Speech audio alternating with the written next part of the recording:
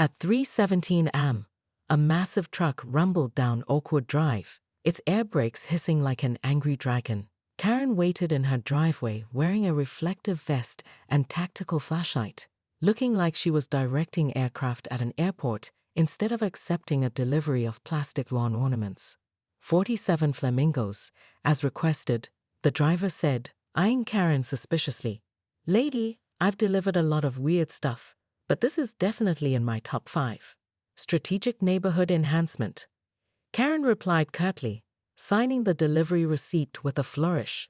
Place them according to my diagram. By sunrise, Sunnyside Estates looked like a tropical nightmare.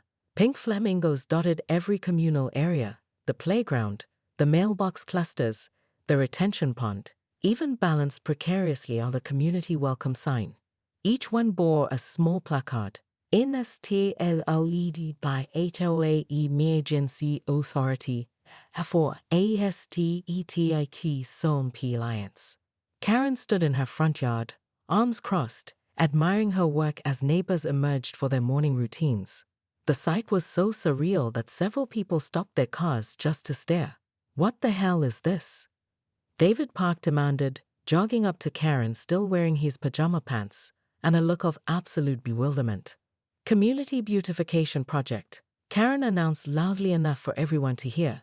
As Emergency Property Maintenance Coordinator, I identified a critical lack of visual interest in our common areas. Emergency property, Karen, that's not a real position. Section 12.4 says otherwise, David. Perhaps you should familiarize yourself with the bylaws before questioning legitimate HOA operations. Mrs. Chen approached hesitantly, holding her morning coffee like a shield.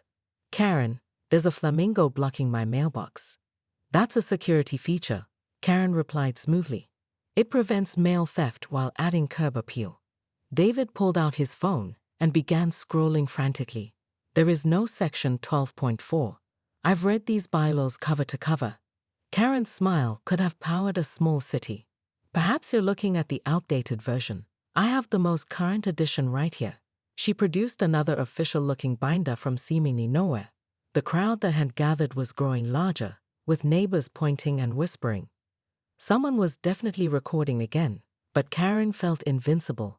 She'd spent all night crafting fake addendums to the HOA bylaws, complete with forged signatures and backdated approval stamps.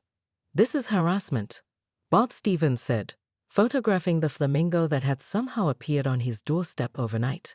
I'm calling the police. Please do, Karen replied. They'll confirm that all flamingo installations comply with municipal ornament regulations. I checked. What Karen didn't know was that David had spent his sleepless night doing research too. He discovered that Karen's emergency authority clause had been voted out along with her presidency, and more importantly, he'd found the receipts from her flamingo purchase in the community dumpster, paid for with her personal credit card, not HOA funds. Karen, David said quietly, his voice carrying a new authority, you need to remove these immediately. This isn't official HOA business, and you're trespassing on community property. Try me, Karen snapped back. That's when the police cruiser turned the corner, followed by a city code enforcement van. Karen's expression faltered for just a moment. She hadn't expected David to actually call authorities, but she straightened her shoulders and prepared for battle. The war for Sunnyside Estates was about to get very real, and Karen Whitmore was running out of fake authority to hide behind. Karen Whitmore stood waist-deep in her pristine backyard pool at 6:47 am, clutching a colander full of organic carrots, while her neighbors' ring doorbells captured every mortifying second. The ice-cold water made her gasp, but she pressed on, dunking each carrot with the determination of a woman who'd spent $400 on a detoxifying vegetable cleanse from her wellness guru. This is completely natural, she shouted to her horrified neighbor, Mrs. Chen, who was watering her petunias and staring open-mouthed. The chlorine kills bacteria better than any kitchen sink. What Karen didn't realize was that her pool maintenance company had switched to a saltwater system 3 days ago, and she was essentially marinating vegetables in brine at dawn while wearing her favorite white linen kaftan, which was now completely transparent. The situation escalated when 17-year-old Jake Morrison from next door started live-streaming the spectacle on TikTok with the caption, "HOA Karen makes vegetable soup in pool." Within minutes, the video had 50,000 views and counting. "Ma'am, this is against HOA regulations," called out Bob Stevens from his deck, holding up his phone to record. Section 4.2 clearly states pools are for recreational swimming only. Karen's eyes blazed with the fury of 1,000 homeowner association meetings. "Robert Stevens, I am the HOA. I've been president for 6 years running, and I'll bathe whatever I want in my private pool on my private property." But Karen had forgotten one crucial detail: last month's emergency board meeting, where the residents had voted her out after she tried to ban children's sidewalk chalk as graffiti. Her replacement, mild-mannered accountant David Park, had been too polite to tell her directly.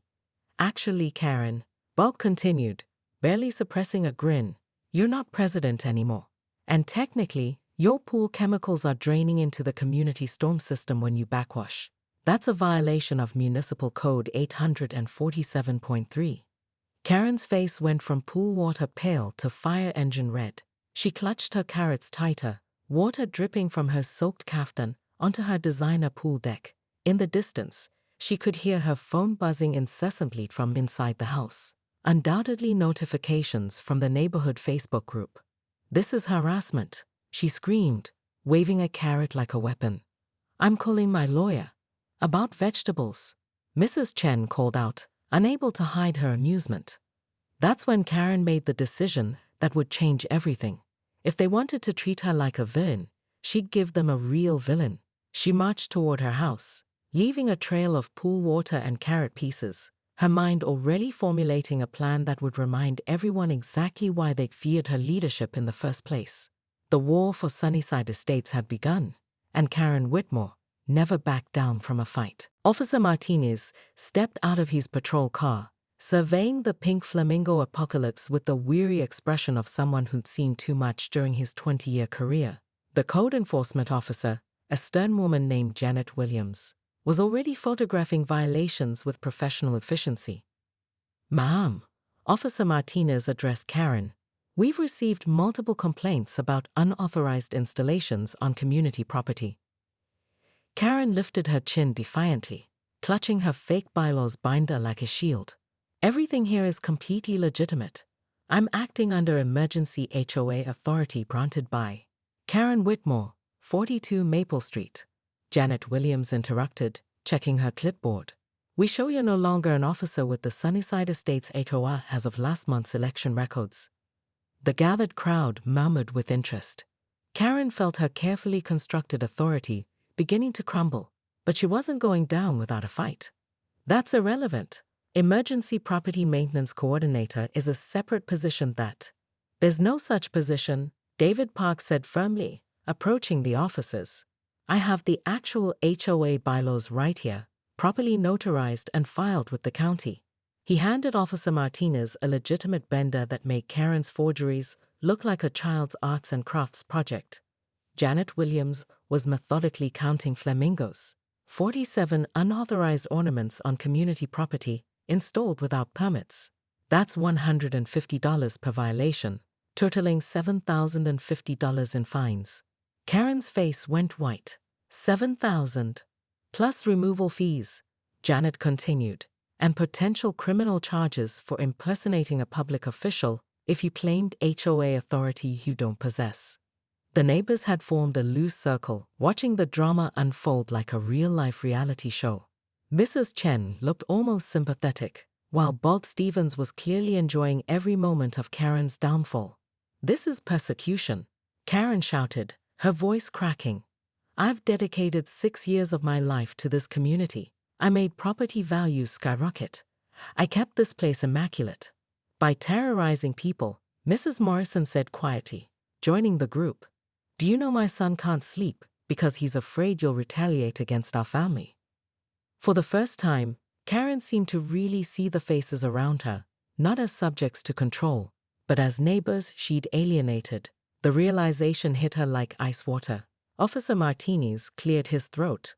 "Ma'am, You have two options. You can arrange for immediate removal of all these installations and pay the fines, or we can proceed with criminal charges for vandalism and impersonation. Karen's phone buzzed with yet another notification. Without thinking, she glanced at it and saw her vegetable bath video had reached 2.3 million views. Someone had set it to music and created a remix. She was internet famous for all the wrong reasons.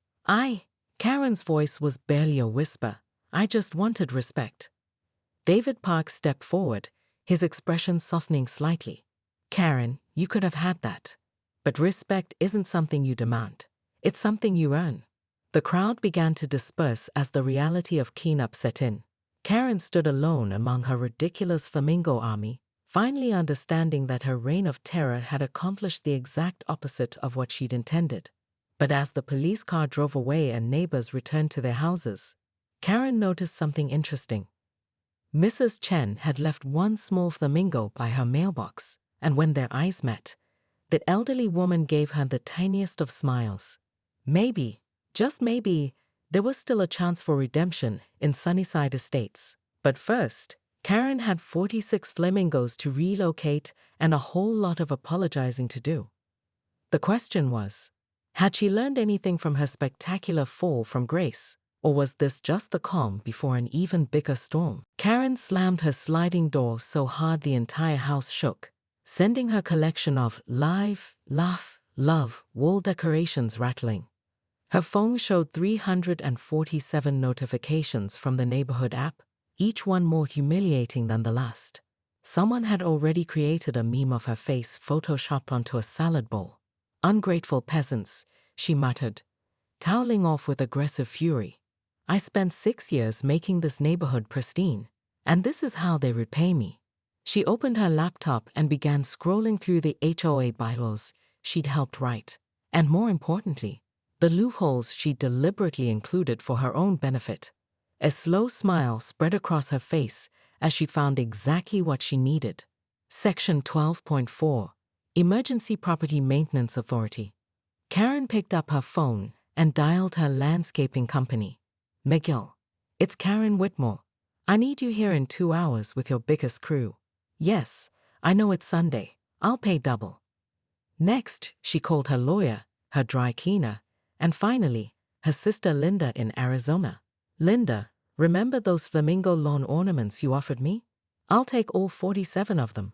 Overnight shipping. By noon, Karen had transformed into a woman possessed. She'd changed into her most official-looking blazer and printed out enough legal documents to choke a horse. Her first stop, the Morrison house, where teenage Jake was still basking in his viral fame. Mrs. Morrison, Karen announced when Jake's mother answered the door, I'm here in my capacity as Emergency Property Maintenance Coordinator, a position that remains active regardless of presidential status. Karen, what are you? Your son's video has attracted unwanted attention to our community, potentially affecting property values.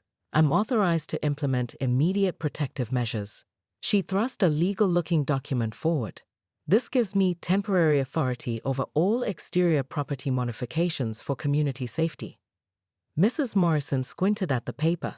It looked official enough, complete with seals and signatures. I don't understand what this means. It means, Karen said with a predatory smile, that I'm installing privacy screening around your property, for everyone's protection. Within an hour, Miguel's crew had erected an 8-foot privacy fence around the Morrisons' front yard, complete with CUTION, Constrictation zone tape. Karen had positioned herself in a lawn chair, wearing a hard hat and holding a clipboard, directing operations like a general commanding troops. This is insane, Bob Stevens shouted from his driveway. You can't just fence people in. Emergency Authority, Robert. Karen called back cheerfully. Check your HOA handbook, page 847. The truth was, page 847 didn't exist. Karen had been counting on nobody actually checking. But her confidence was so absolute that neighbors began retreating to their homes, muttering uncertainly about property laws and legal ramifications. Karen's phone buzzed with a text from her flamingo supplier. Delivery scheduled for 3 a.m. Monday. Hope you're ready for some pink. As the sun set over Sunnyside Estates, Karen surveyed her handiwork. The Morrison house looked like a minimum security prison, complete with OTHORISETPS only signs she'd ordered from the internet. Tomorrow would bring phase 2 of her plan, and by the end of the week, everyone would remember why crossing Karen Whitmore was the biggest mistake a neighbor could make. But in her kitchen window, a small camera light blinked red, live streaming everything to David Park's phone. The new HOA president was building his own case, and Karen had no idea her every move was being documented.